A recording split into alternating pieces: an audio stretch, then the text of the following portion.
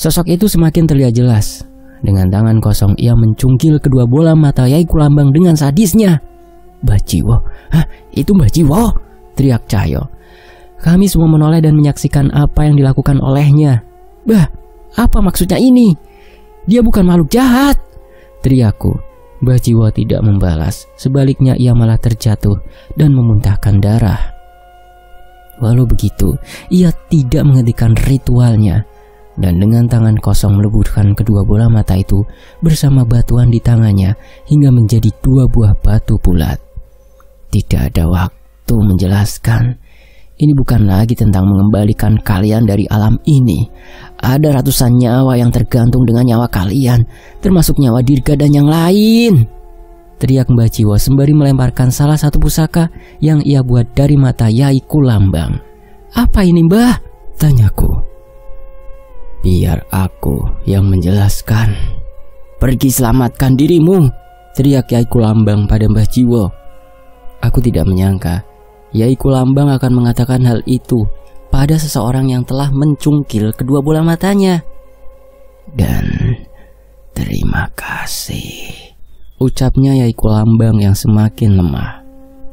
Ki Walang Lunggawa tidak berniat melepaskan Mbah Jiwo. Sedari tadi ia mencoba menyerangnya, namun ada kekuatan tak kasat mata yang melindungi Mbah Jiwo. Mbah Jiwo berjalan tertatih menuju kilatan tempatnya datang. Kami hendak membantunya, namun Palek menahanku. "Sudah ada yang menjaganya," ucap Palek. Benar saja, samar-samar aku melihat sosok Rangda yang tengah mempertahankan mati-matian celah itu. Serangan Ki Walang Lunggawa tertahan oleh kekuatan Pak Wajah yang menjaganya dari balik celah itu. "Teman kalian sedang dalam bahaya. Aku melihatnya dari mataku yang dibawa oleh temanmu," Yai Kulambang memperingatkan. Apa yang harus kami lakukan? Saat itu juga kami panik dan bingung. "Serang kakek brengsek itu dengan pusaka yang dibuat dari bola mataku," perintah Yai Kulambang. Aku terlihat bingung, tapi tidak dengan Cahyo. Ia segera merebut batu bulat itu. "Wonosuro, kembali!" Cahyo memerintahkan Wonosuro kembali ke tubuhnya. Ia memperkuat lengannya dengan kekuatan Wonosuro dan menghantam Ki Walang Lunggawa sekuat-kuatnya. Berhasil. Serangan Cahyo berhasil membuat setan kakek itu terpental dan memuntahkan darahnya. "Bocah brengsek!" Ki Walang Lunggawa merapalkan kutukan di sekitarnya. Ia menari dengan aneh, dan setiap Cahyo mendekat, Cahyo selalu terpental dengan rasa sakit yang seketika muncul di tubuhnya. "Terus, Jul!" teriak Palek sembari membakar tubuh Cahyo dengan geni baraloka untuk meringankan luka yang ia dapat dari kutukan kakek itu. Kliwon tidak tinggal diam. Tanpa sadar, ia sudah berada jauh di arca berbentuk Ki Walang Lunggawa dan menghancurkannya. "Monyet sialan!" Kliwon kembali ke tubuh kecilnya dan menemukan sebuah serpihan tulang belulang manusia di dalam arca itu. Tanpa sadar, tiba-tiba Ki Walang Lunggawa memuntahkan darah hitam sekali lagi. Aku menduga bahwa Jagat dan yang lain juga sedang melawan dari sisi lain. Aku membacakan sebuah mantra pada keris Raga Sukma yang kini ada di genggamanku. Sebuah kilatan putih menyelimutinya, dan sekuat tenaga aku melemparkan kerisku hingga melubangi tubuhnya. Sebelum sempat memulihkan diri, Cahyo menghantamkan Ki Walang Lunggawa bertubi-tubi dengan kekuatan Wonosuro. "Akan ku balas kalian nanti. Akan ku habisi dulu teman kalian di alam sana," ancam Ki Walang Lunggawa yang tubuhnya mulai menghilang sebagian. Namun Palek tidak tinggal diam. Menorehkan sisi hitam keris Sukma Geni pada tubuh Ki Walang Lunggawa berkali-kali dan membacakan sebuah mantra. Sebelum sempat menghilang, tubuh Ki Walang Lunggawa terbakar dengan api hitam. Ia berteriak dengan keras dan mengumpat. Sepertinya Jagat dan yang lain juga berhasil mengalahkan makhluk itu di sana. "Kalian sudah mengerti?" Tiba-tiba terdengar suara Yai Kulambang yang semakin lemah. Kami berlari mendekati sosok itu sekali lagi.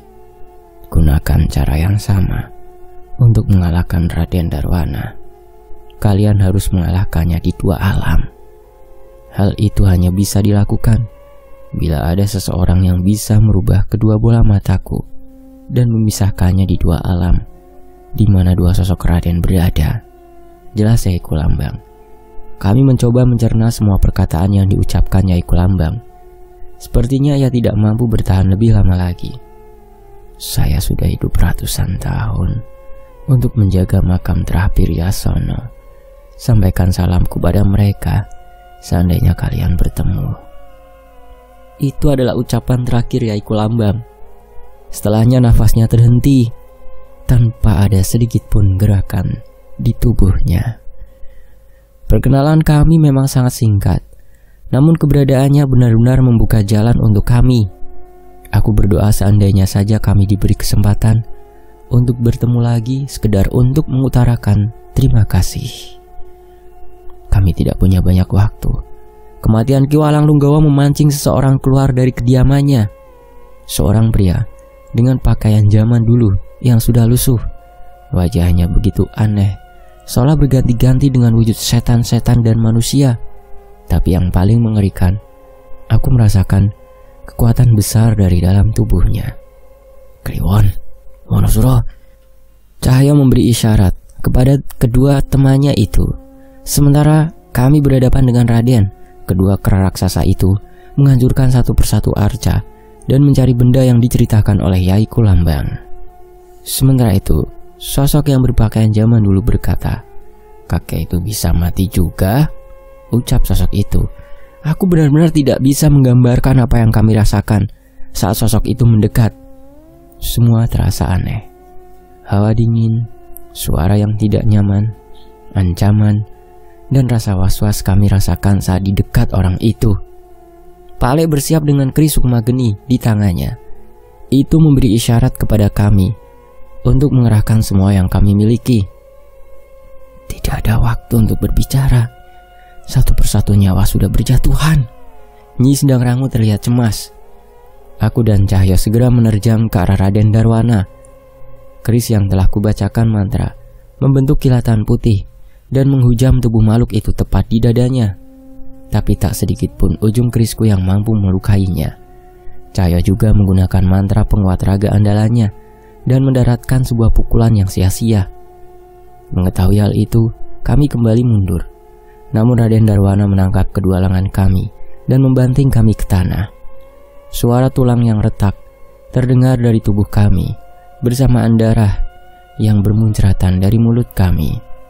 Geni Baraloka Pale menyala, menyusul sabetan keris sukma geni yang juga gagal menembus tubuh Raden Darwana. Sementara itu, Nyi Sendang Rangu membawa tubuhku dan Cahyo untuk memulihkan diri. "Hati-hati Pale, mundur!" peringatku. Pale tidak bergeming. Ia masih terus berusaha melukai Raden Darwana dengan berbagai cara. Setidaknya Pale lebih lihai dalam menghindari serangan Raden Darwana. Mulai merasa terganggu, Raden Darwana menyelimuti dirinya dengan asap hitam yang membuat Pale melepuh lengannya. "Kliwon!" Cahya memerintahkan Kliwon untuk menarik tubuh Pale menjauh dari Raden Darwana. "Jangan nekat Pale," ucap Cahyo. Pale mengatur nafas sembari mengobati luka di lengannya. Aku melihat seluruh arca sudah hancur dan beberapa benda sudah dikumpulkan sesuai yang diceritakan Nyai Kulambang. "Nyai, tolong lindungi kami dan benda ini," pintaku sembari memberi isyarat kepada Cahyo dan Pale untuk kembali menyerang. Pale membakar kami dengan geni Baraloka, sementara aku dan Cahyo sudah menaiki tubuh Kliwon. Sekuat tenaga aku meminta Cahyo melemparkan tubuhku hingga cahaya putih dari keris raga sukma melesat ke arah Raden Darwana. Walau sedikit, kali ini seranganku berhasil menggores bahu Raden Darwana. Ia terusik dan mencoba menangkapku, namun Cahyo sudah berada di atasnya, menghujamkan pukulan Wonosuro sekuat tenaga. Raden Darwana terpuruk. Rupanya Cahyo masih menggenggam pusaka bola mata yang dibuatkan Bajiwo. Sepertinya ada sesuatu dari kekuatan benda itu yang membuatnya berdampak terhadap Raden Darwana. Merasa ada kemungkinan menang, kami pun terus menyerang Raden Darwana tanpa henti. Sedikit demi sedikit luka mulai menumpuk di tubuh Raden Darwana. Tapi tanpa sadar, luka di tubuh kami juga semakin banyak. Tanpa sadar lengan kami mulai menghitam. Kami tidak sadar bahwa perlahan indera kami mulai menghilang dan kulit kami mulai membusuk. Tidak ada alasan untuk menahan kekuatanku. Aku pun menggenggam keris Raga Sukma di hadapanku dan membacakan mantra yang diturunkan oleh leluhurku. Jagat lelembut, boten duwe awujud, kula nimbali surga loko surga kayangan, keto mulai sampun nampani, tekan asa tekan sedanten. Hujan deras turun di bawah langit alam itu. Aku bersiap akan kedatangan sosok yang membawa amanah Eyang Widarpa untuk bersatu dengan tubuhku. Setidaknya dengan kekuatannya ada kesempatan bagi kami untuk mengalahkan Raden Darwana. Tapi tepat sebelum aku melanjutkan mantra itu, tiba-tiba muncul sosok yang sama sekali belum pernah kulihat dari dalam hujan itu. Eyang Widarpa? Pendekar Daryana? Bukan, ia menggunakan pakaian kerajaan. Di sisi lain, di alam manusia. "Dok, kamu kenapa, Dok?" teriak seorang ibu yang gagal menahan anaknya untuk melompat dari atap rumah. Tubuh anak itu sudah penuh dengan luka, namun matanya terus melotot dan menyeringai. Ia berusaha untuk membunuh dirinya sekali lagi. Di sisi lain, terdapat keributan antara warga yang ingin melompat ke jurang dan sebagian yang mencoba menahan mereka. "Tolong, siapa saja tolong!" Tangisan putus asa terdengar dari warga desa di desa Kulon yang mati-matian menahan anggota keluarganya untuk tidak bunuh diri.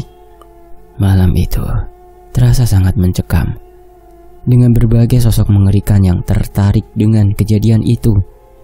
Bola api berterbangan di langit-langit desa bersama dengan ruh penasaran yang tertarik dengan darah yang berserakan di desa itu. Beberapa pocong suruhan dukun ilmu hitam sudah menanti di setiap pepohonan, menunggu untuk menikmati sisa tumbal yang mampu meningkatkan kesaktian mereka. Sayangnya, kejadian ini bukan ulah dari segelintir makhluk tadi. Seseorang yang duduk di salah satu batu besar di mulut hutan menikmati pemandangan itu, sembari menunggu setan suruhannya membawa jasad yang telah kosong ke hadapannya saat itu. "Raden Darwana!" teriak Guntur yang tidak mampu menahan emosinya saat melihat tumpukan mayat di hadapan Raden Darwana. Mendampingi muridnya, Nyai Jambrong segera menyerang Raden Darwana secara bersamaan. Namun sayangnya, makhluk itu bukanlah manusia biasa.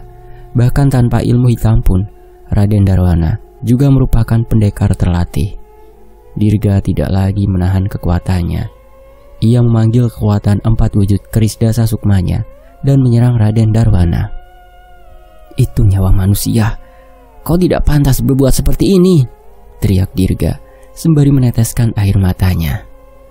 Jagat membantunya dengan meminjam salah satu wujud keris dasa sukma milik Dirga. Pertarungan 4 lawan 1 itu hanya terlihat seperti pertarungan seorang dewasa melawan 4 anak kecil. Hampir tidak ada satupun serangan mereka yang mengenai Raden Darwana. "Kalian tahu kalau kalian bisa kubunuh kapan saja?" ancam Raden Darwana. "Yang menentukan ajal kami bukan kau," teriak Guntur. Walau begitu, mereka sadar benar bahwa Raden Darwana itu bisa saja menghabisi mereka saat ini. Namun setidaknya mereka harus menahan makhluk itu untuk membunuh lebih banyak lagi. Pertarungan semakin sengit hingga melewati tengah malam.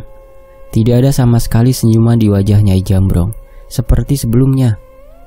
"Aku tidak mampu membayangkan hukuman yang kudapat atas dosaku setelah mati.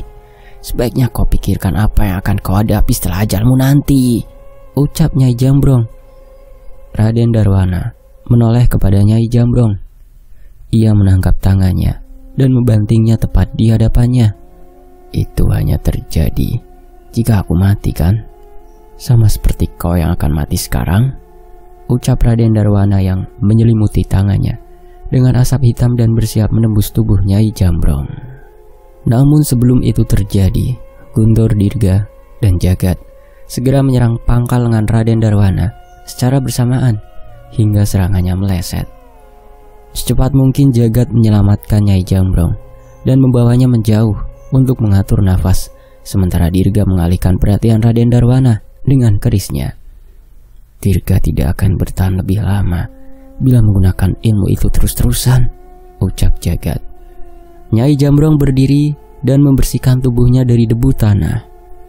Bocah, kalau di pertarungan ini terjadi apa-apa denganku, tolong jaga murid dan cucuku, ucap Nyai Jambrong. Jagat menoleh ke arah nenek tua itu. Ia membaca firasat bahwa Nyai Jambrong akan melakukan sesuatu yang berbahaya. Jangan nekat, Nyai, teriak Jagat. Namun Nyai Jambrong sudah melesat dengan cepat menuju Raden Darwana.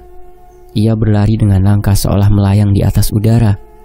Guntur, perhatikan ini, teriak Nyai Jambrong. Sebuah tendangan mematikan mendarat di wajah Raden Darwana dan membuatnya terpukul mundur. Ada jurus-jurus bela diri di alam ini yang tidak kalah kuat dengan ilmu hitam, jelasnya pada Guntur. Samar-samar kami melihat pukulan Nyai Jambrong menyerupai mulut harimau putih. Bahkan setiap pukulannya menyambung bertubi-tubi seperti bayangan serigala. Ilmu apa itu, Mbah? Tanya Guntur yang kagum dengan serangan Nyai Jambrong. Saat kamu sudah menyelesaikan dasarmu, tingkat selanjutnya adalah menemukan bentuk jurusmu. Semua ini harus kau temukan sendiri, ucap Nyai Jambrong. Guntur masih kagum melihat serangan Nyai Jambrong. Namun ekspresinya berubah saat mengetahui kekhawatiran Jagat. Tidak seperti sebelumnya. Nyai Jambrong menerima semua serangan yang mengarah kepadanya untuk kembali menyerang. Guntur mengumpulkan tenaganya. Kali ini ia membacakan sebuah ajian dan melesat, bukan ke arah Raden Darwana, melainkan ke arah Nyai Jambrong, dan membawanya menjauh dari Raden Darwana. Bocah goblok, jangan ikut campur, teriak Nyai Jambrong. Guntur tidak menjawab. Ia memanggul tubuh Nyai Jambrong dan membawanya ke tempat yang aman dari serangan Raden Darwana. Tepat saat menurunkan Nyai Jambrong, Guntur tersadar dengan seluruh baju Nyai Jambrong yang sudah penuh dengan darah. Cukup, Bah, sisanya serahkan pada kami, ucap Guntur. Nyai Jambrong tidak terima. Ia bersiap berdiri kembali, namun ia terjatuh. Ia tidak sadar satu kakinya telah patah. Mundur, Guntur, jangan ada yang mati, pinta Nyai Jambrong. Salah, Mbah, kalau kita mundur akan lebih banyak yang mati. Tapi jangan kamu, cucuku. Guntur mengusap air matanya tak mampu menatap tubuh gurunya yang mengenaskan itu. Nggak mungkin dong murid pendekarnya Jambrong mati semudah itu, ucap Guntur sembari memaksakan tawanya sebelum meninggalkan tubuhnya Jambrong untuk kembali ke pertarungan. Jagat, terdengar suara seseorang dari gelapnya hutan itu. Jagat mengenali bahwa itu adalah suara Mbah Jiwo. Ia menatap ke arah asal suara itu dan menemukan Mbah Jiwo bersama Pak Wajah. Mbah Jiwo, apa yang terjadi? Jagat terlihat khawatir dengan keadaan Mbah Jiwo. Ia terlihat semakin kurus, kulitnya menghitam, dengan wajahnya yang pucat. Pak Wajah yang mengikuti Mbah Jiwo segera menghampiri Jagat. Gunakan waktu kalian, harus ada yang menjaga anak-anak itu, ucap Pak Wajah yang segera mengambil wujud Rangda dan menyusul Guntur dan Dirga. Saya sudah mendengar dari Mbok Sar tentang kemampuan istimewamu. Jagat masih belum mengerti tentang apa yang dimaksud Mbah Jiwo. Sambara penghancur pusaka. Ternyata aku pernah mendengarnya, tambah Mbah Jiwo. Menurut Mbah Jiwo, dulu ada seorang pendekar dari Trasambara yang mendalami ilmu pusaka hingga titik puncak. Orang itu mampu memaksimalkan kemampuan pusaka yang ia gunakan. Sekilas orang itu tidak menonjol seperti pendekar-pendekar dari Trahnya. Namun saat ada lawan yang hampir mustahil untuk dihadapi, dialah yang akan maju ke garis depan. Semakin hebat pusaka yang digunakan, semakin kuat juga serangan yang dapat ia lakukan. Sayangnya, setelahnya, pusaka itu akan hancur setelah daya hidupnya digunakan oleh pendekar itu. Maksud Mbah Jiwo, saya mewarisi ilmu dari orang itu? Tanya Jagat bingung. Sekilas Jagat memang selalu mengingat semua pusaka miliknya, mulai dari pusaka biasa hingga pusaka keramat seperti keris penggolo lanang. Semua hancur tak tersisa. Mbah Jiwo mengangguk dan menjajarkan 5 pusaka dalam berbagai bentuk. Setiap batu ini memiliki kemampuan untuk melukai kedua wujud Raden Darwana, baik di alam ini maupun di jagat Segoro Demit. Kerahkan semua kekuatanmu pada pusaka ini. Jagat masih tidak percaya dengan apa yang diceritakan oleh Mbah Jiwo.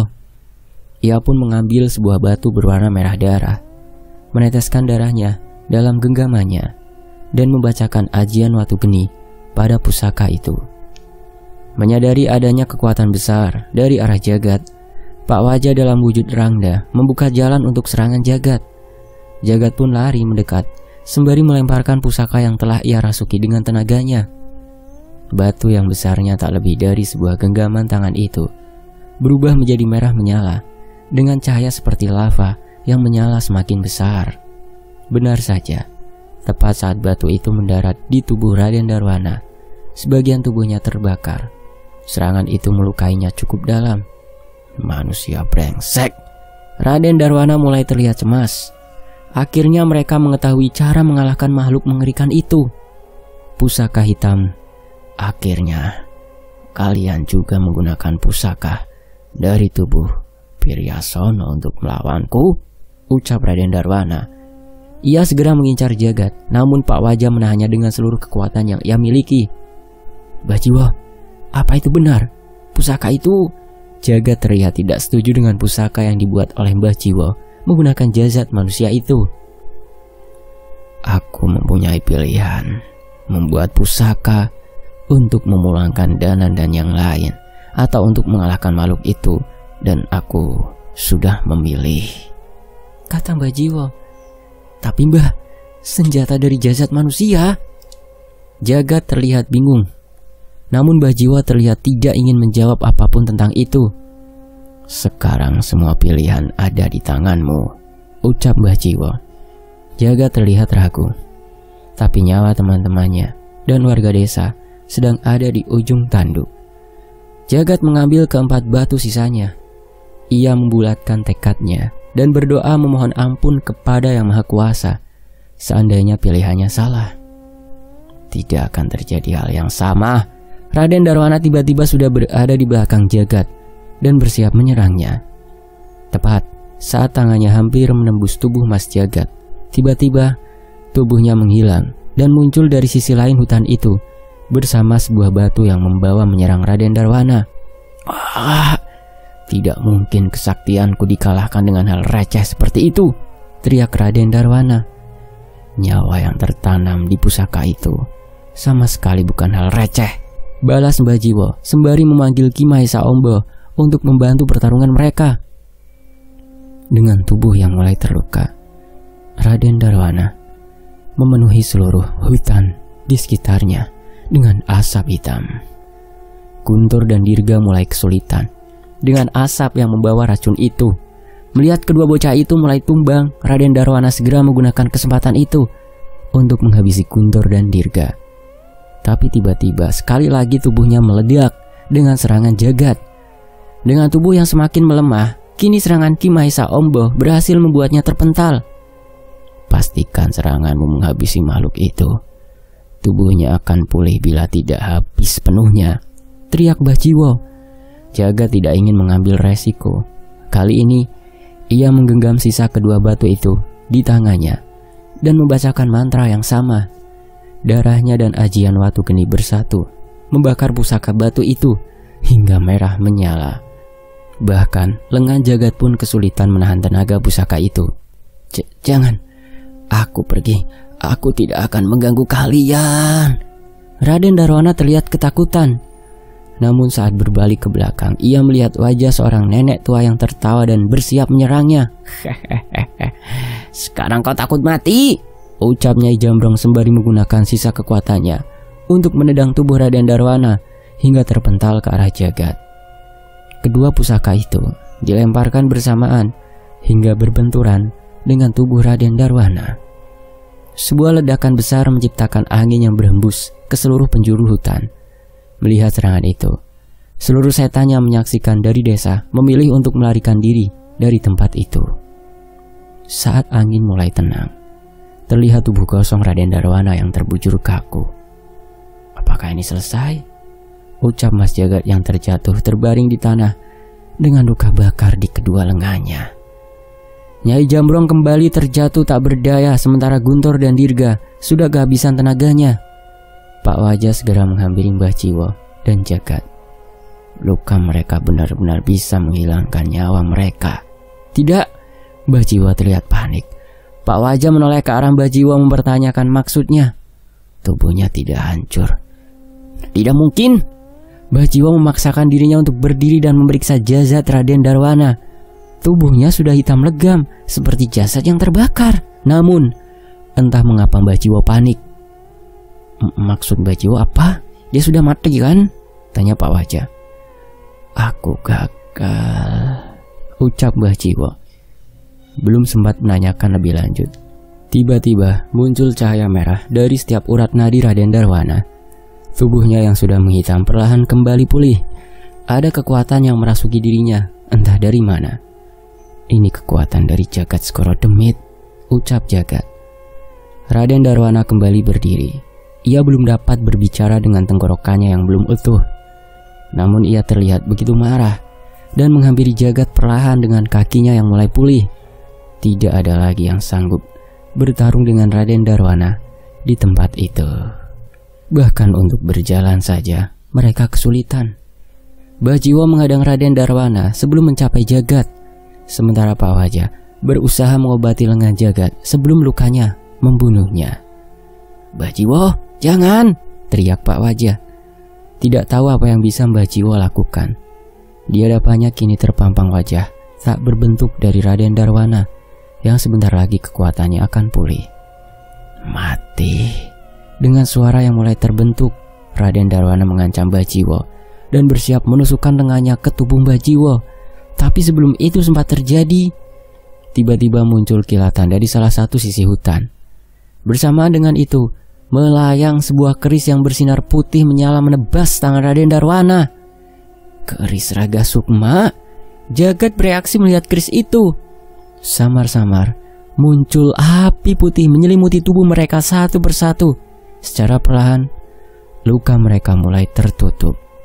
Pale, ini geni para luka Pale, ucap Dirga bingung.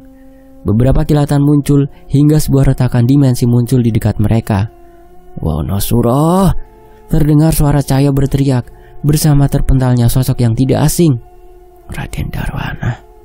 Tunggu, apa maksudnya ini? Raden Darwana ada dua? Tanya Guntur.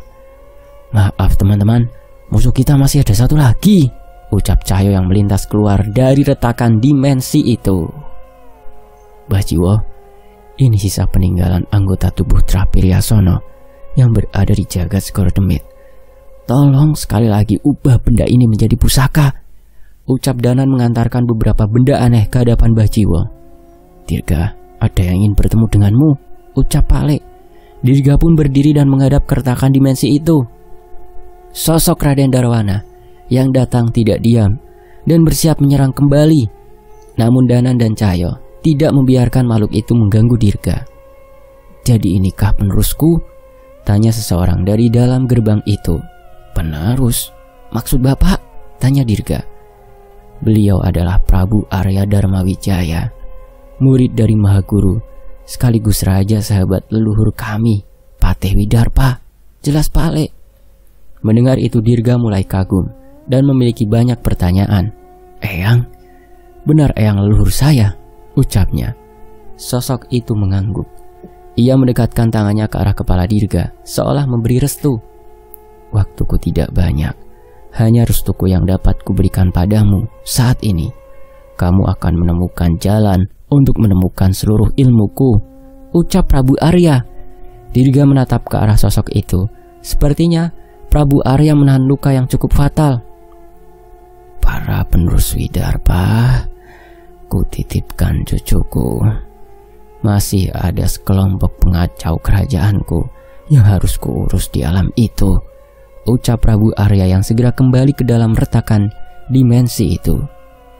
Eyang, terima kasih. Aku akan ceritakan tentang Eyang ke Abah, ucap Dirga. Sosok itu pergi sembari tersenyum. Bersamaan dengan itu Nyi Sendang Rangu muncul dari dalam gerbang dan membasahi kami semua dengan hujannya. Aku tidak menyangka Nenek moyangmu memiliki ilmu untuk melintasi jagat Segoro Demit, ucap Danan pada Dirga.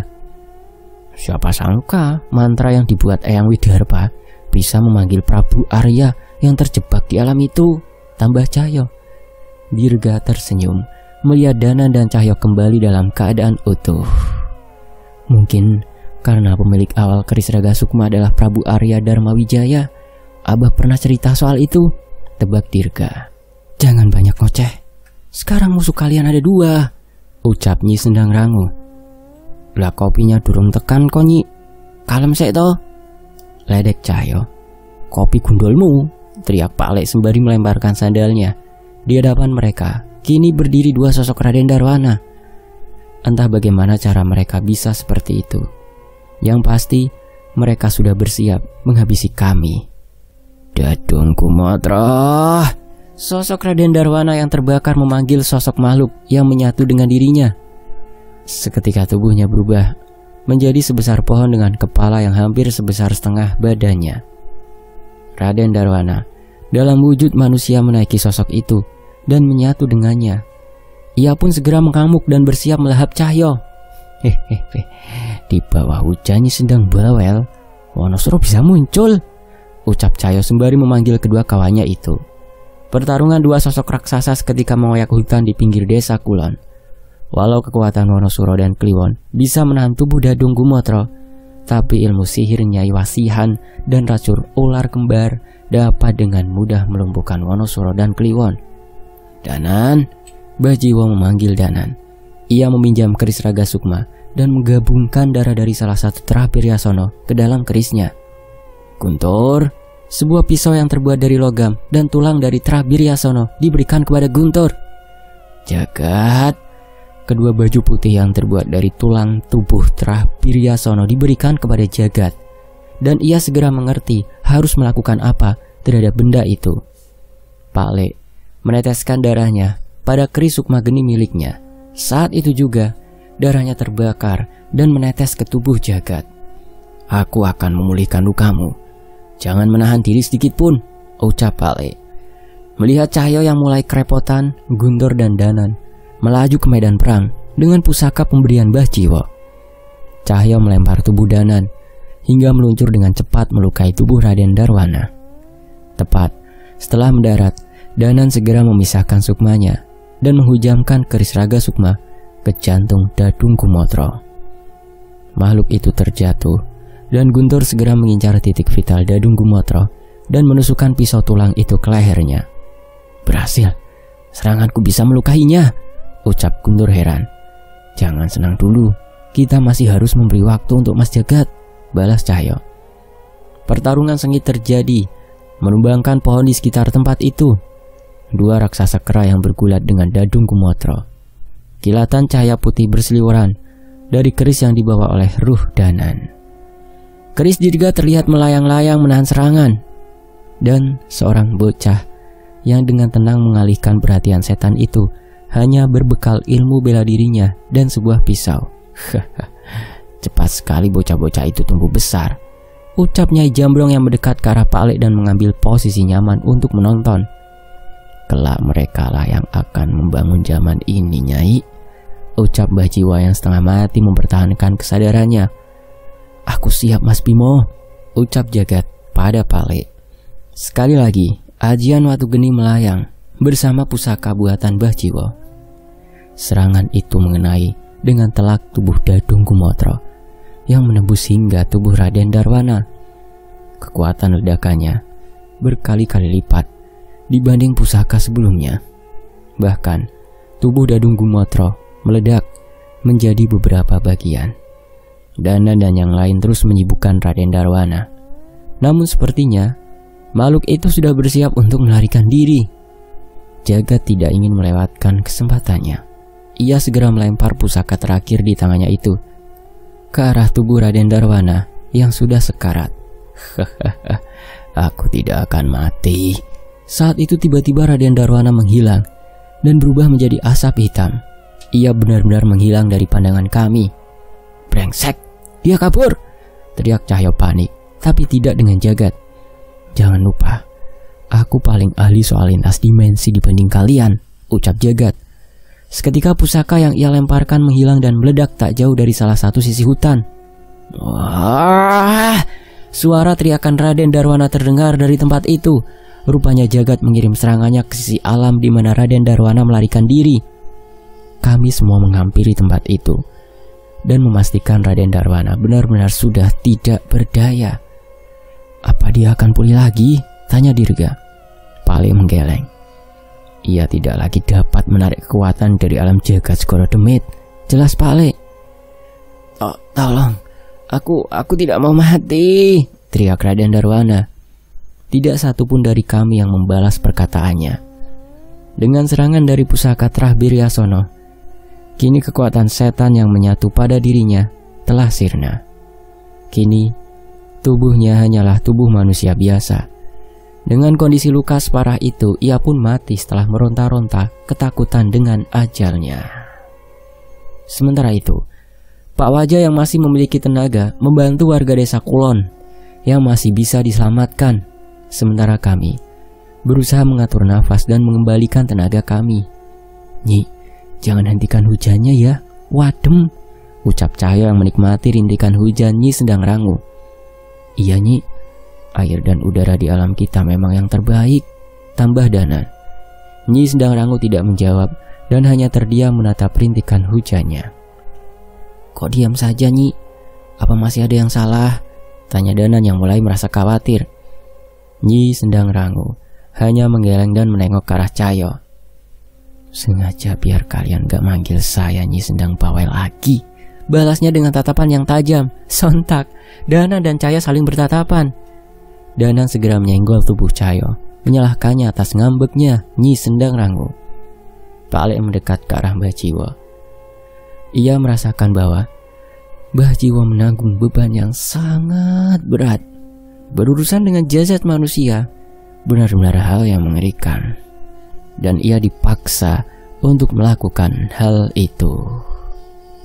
Mbah Jiwo, setelah kejadian ini sepertinya saya ingin mendaftarkan diri sebagai donor organ. Siapa tahu setiap bagian tubuh saya masih bisa berguna untuk orang lain setelah saya meninggal nanti, ucap Pale. Mbah Jiwo hanya menoleh ke arah Pale sembari tersenyum. Walau ucapannya aneh, tapi setidaknya Mbah Jiwo mengerti maksud baik Pale. Mbah Jambrong, nanti sampai rumah ajarin aku cara lari di udara kayak tadi ya, ucap Guntur pada Nyai Jambrong. Yang penting kamu jangan kabur, balas Nyai Jambrong. Sementara itu, hujan mulai reda, bersama dengan kembalinya sedikit demi sedikit tenaga mereka. Cahaya matahari pagi itu menembus dedaunan hutan dan memaksa mereka untuk kembali. Mereka mengantarkan kembali Mbok Sar ke keluarganya. Kini tidak ada lagi yang akan mengincar keturunan mereka. Namun entah mengapa, Danan masih merasakan ada sesuatu yang misterius dari Trah Biryasono. Setidaknya kita tahu kalau Mbok Sar orang baik. Jadi seharusnya ia bisa menjaga Trah Biryasono untuk di jalan yang benar. Hojang Pale menenangkan pikiran Danan. Kini saatnya mereka semua untuk kembali. Ada sebuah kewajiban yang harus mereka lakukan. Sebuah kewajiban sederhana yang sangat bermakna untuk mereka yang menanti mereka di rumah. Sebuah kewajiban untuk berkata, aku pulang.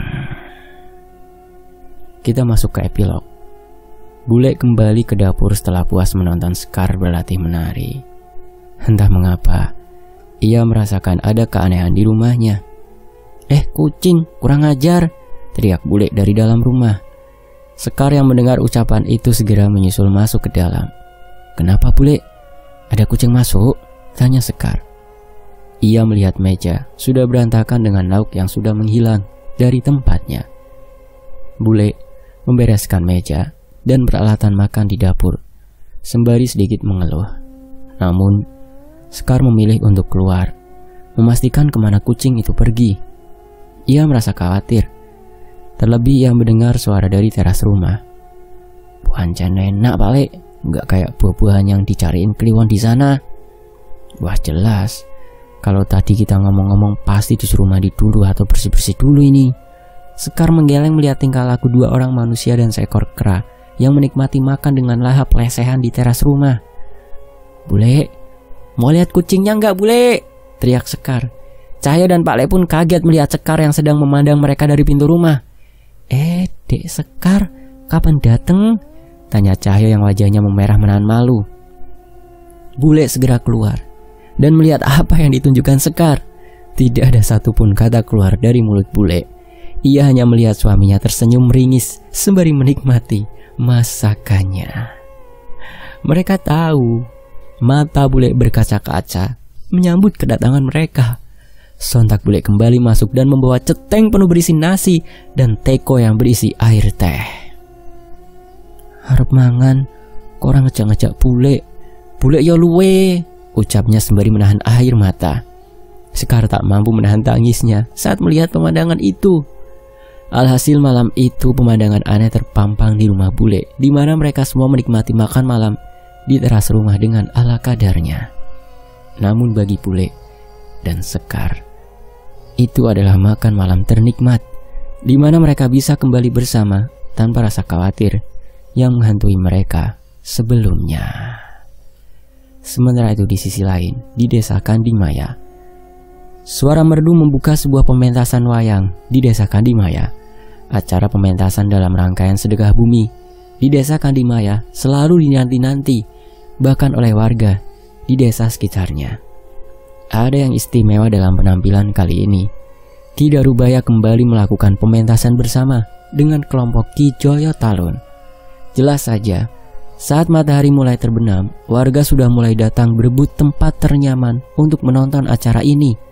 Tak lupa, pedagang kacang dan jagung rebus sudah bersiap di berbagai sudut untuk memastikan penonton mendapatkan kudapan terbaik untuk menonton pementasan wayang.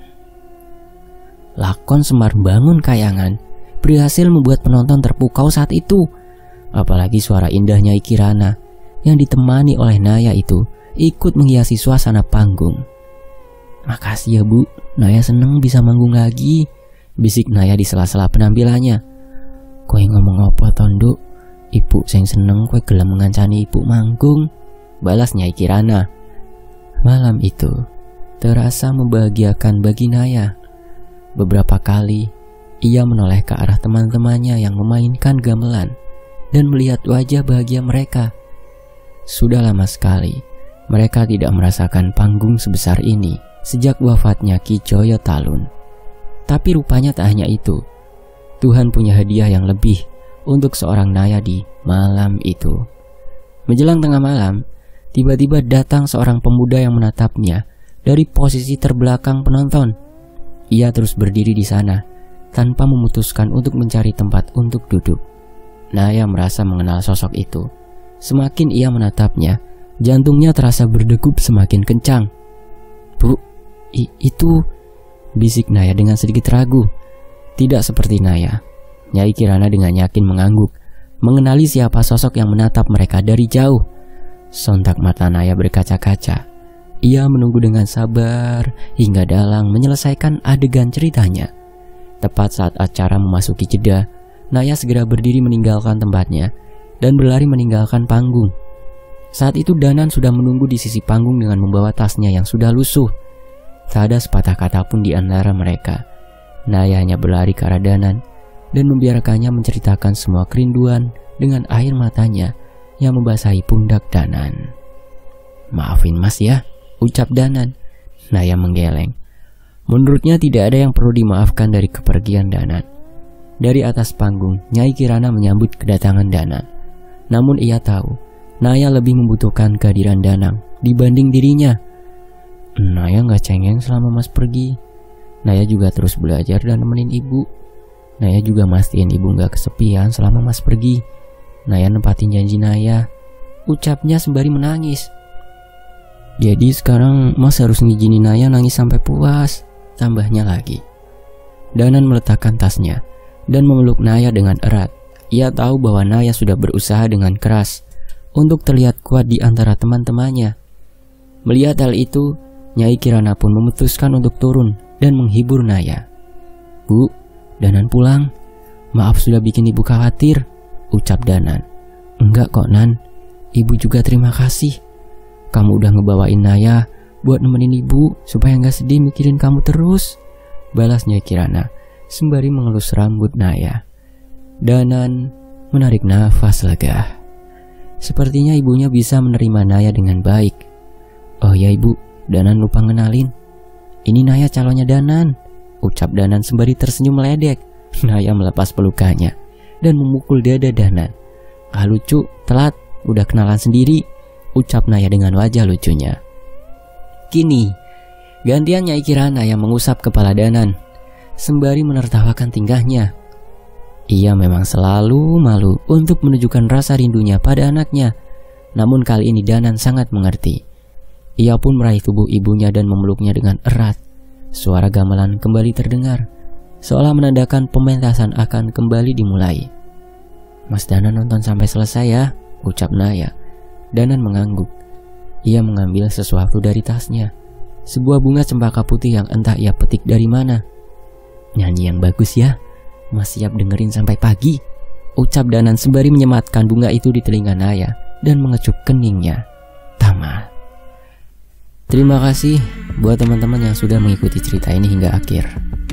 Semoga cerita ini juga bisa memberi kesan tersendiri buat teman-teman di sini di Fakta Sejarah. Dan mohon maaf jika ada kata-kata yang kurang saya ucapkan dengan baik dalam versi Fakta Sejarah ini, seperti intonasi atau ejaan yang kurang. Saya mohon maaf ya. Saya pamit, sampai jumpa di kisah lainnya. Wassalamualaikum warahmatullahi wabarakatuh. Alhamdulillahirabbil alamin.